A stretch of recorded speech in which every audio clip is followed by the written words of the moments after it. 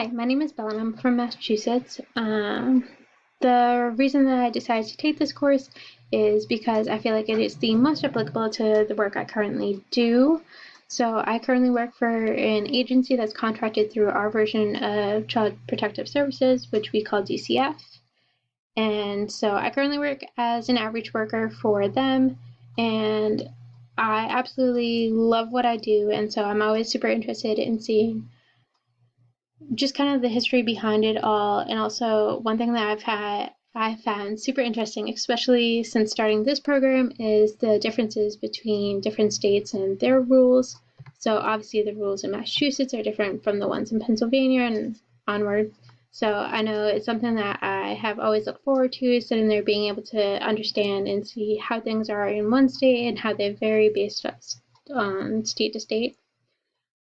So I'm hoping to sit there, figure out what those differences are, and just kind of learn more things based on like the history, and hopefully find things that can be more applicable to the work I currently do.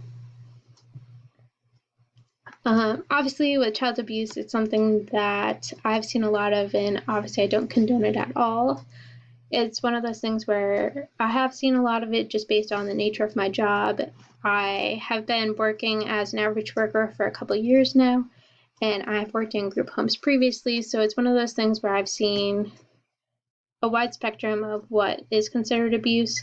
So you have the least severe acts, which are just like an occasional hit of a child, which kids can be removed for that, or you have like the ongoing abuse. It's one of those things where there is quite a spectrum of it. One thing that often comes up is based on like culture and what's acceptable in one culture versus what's acceptable, at least like in the state of Massachusetts, what's considered abuse.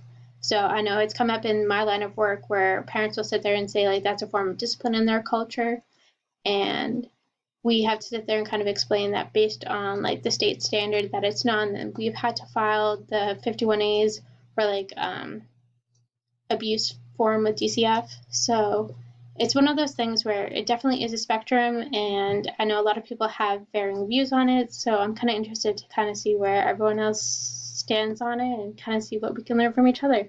So I'm excited to get to know all of you and hopefully learn more.